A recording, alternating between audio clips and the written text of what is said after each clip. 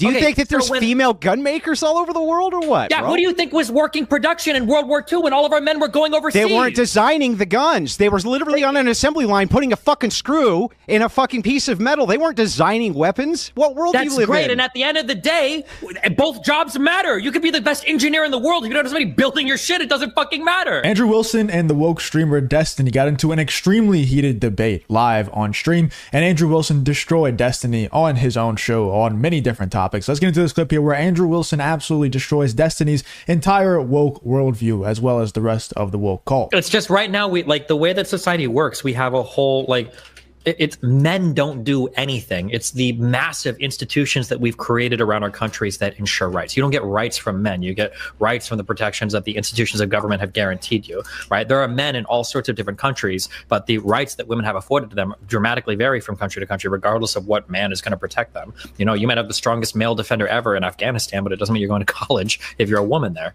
And also just when you compare country to country and you're looking for like, what are the most successful countries? It's not the ones with the most alpha men or the most manly men protecting the rights.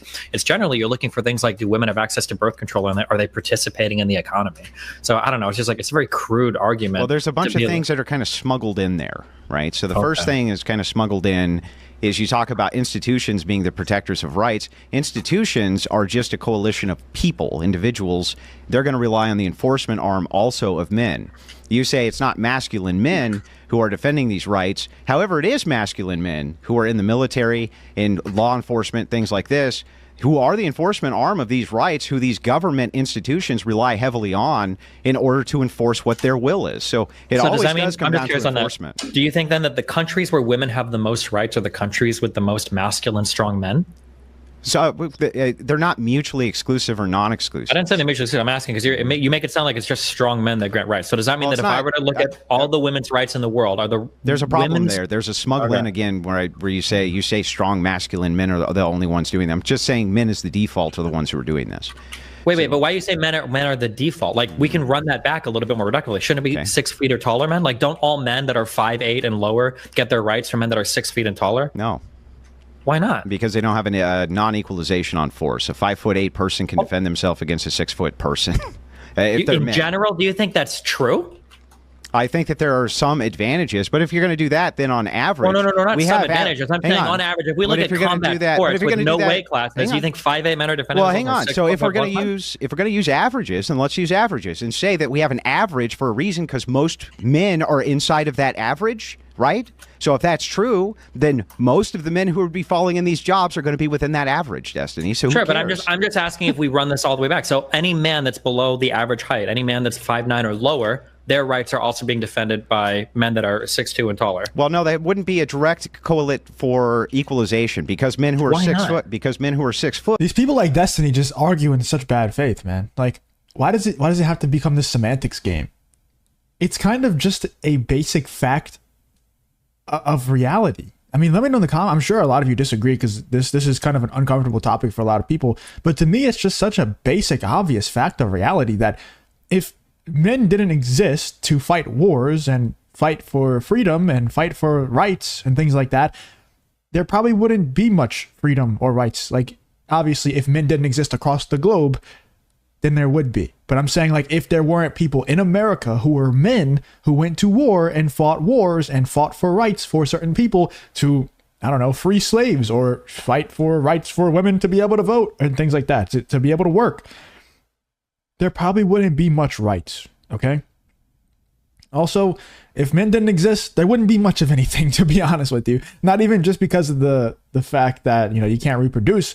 Outside of that fact, I mean, think of, like, who are some great female inventors? And I'm not trying to, like, shit all over females or anything. I feel like that's just a childish thing to do. I just have no interest in doing that, but it's just facts. Like, what are the great female inventors? I can't really think of one. And I don't try very hard. I don't study the topic. So I'm sure if you do, you could probably Google it and find a few. But I can think of a whole lot of male inventors, you know, and if you look up it's just such an obvious basic fact of reality. If there were no men, there wouldn't be roads, there wouldn't be cities. We'd probably be banging sticks together trying to get fire still. Like, that's just the facts, man. Like, I don't mean to be an asshole or anything, but it's basic fact of reality. And Destiny's trying to act like it's not. I just think he's such a bad faith actor. I think the only reason why he's trying to act as if this isn't a basic fact of reality is just to be able to argue, because no matter what comes out of Andrew Wilson's mouth, because he disagrees fundamentally with Andrew Wilson and he views him as the enemy, he's just going to find a way to disagree with it. Even if he has to play these dumb little mental gymnastics, semantics games, he's going to do it. He's going to find a way.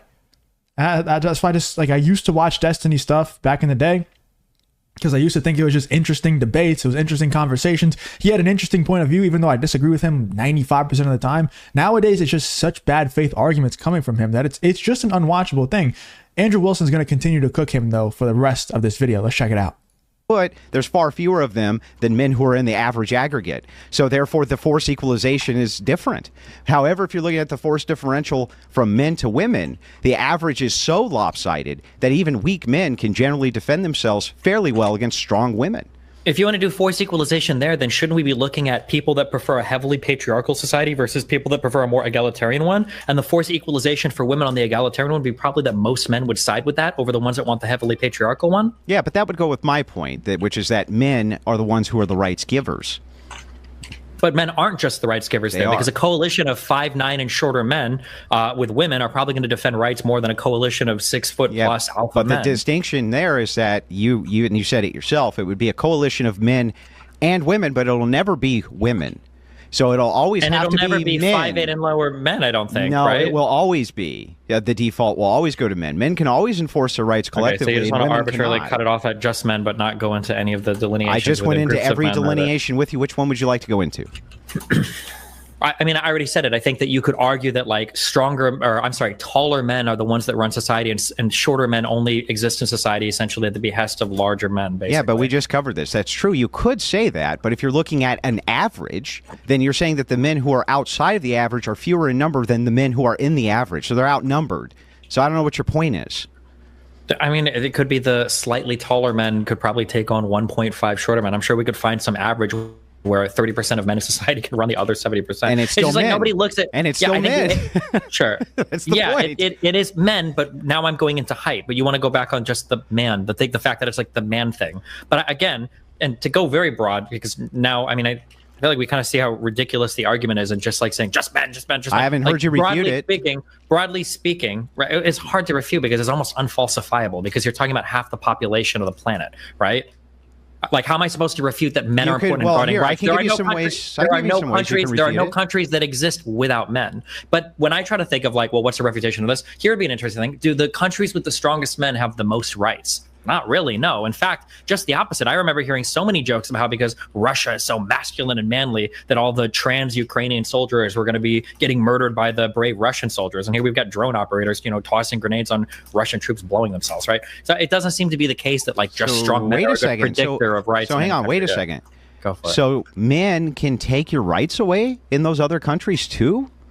No, not just men. Those countries can take your rights away. You need a whole institution. Using the enforcement arm of who? Which sex do you think is the enforcement arm? Countries are powered by men and women. When the Soviet Union beat is the enforcement Nazi arm? Germany, when the Soviet, it's not just about the enforcement arm. Who's giving them the arms to enforce? Usually other men. Who manufactures the guns? Who manufactures?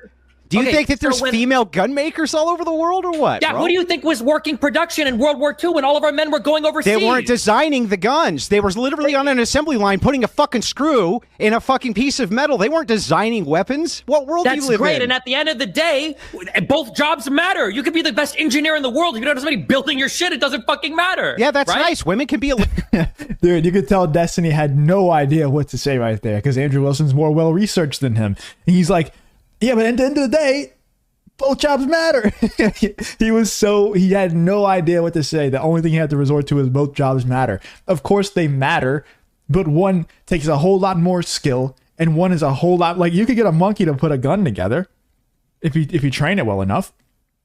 It's not that difficult. You don't have to be skilled. You don't have to be skilled as a human being to be able to put something together if there's clear instructions. Every time you get something delivered from Amazon, if you get a desk delivered or a chair delivered from Amazon, comes with instructions to put it together. Anybody can do that, but it takes skill and probably years of school to be able to actually design a weapon. There's so many little intricacies when designing a weapon. So that was a complete, he wasn't even trying to get a gotcha moment, but that was like a massive W for Andrew Wilson there. That's like one of the times that I've seen Destiny the most stumped ever. Now he's a very like skilled and experienced debater, so he kind of bounced back from it in a way that if you weren't really looking, if you don't really know Destiny very well, you probably wouldn't even realize that he was completely lost for words right there, because he was like, at the end of the day, both jobs matter. Like he had no idea what to say. He said, at the end of the day, big pause, trying to think of something else to say, and then he had to just resort to both jobs matter. That's a massive W for Andrew Wilson. Like he absolutely annihilated him there, and it's because Andrew Wilson genuinely, like I'm not a huge Andrew Wilson fan. Not that I'm not a fan, and in the terms of like I don't like him, I just don't watch his content very often. But every time I do, it's very obvious that Andrew Wilson's very well researched on so many different topics. Basically, anytime he's debating something, he's going to be extremely well researched on the topic. And obviously, Destiny is not as well researched as Andrew Wilson was here. But anyway, let me know in the comments what you guys think about this debate here between Andrew Wilson and Destiny. In my opinion, Andrew Wilson absolutely wiped the floor with him. I'm curious to see what you guys say down in the comments, though. Who do you think won, Andrew Wilson or the woke streamer Destiny?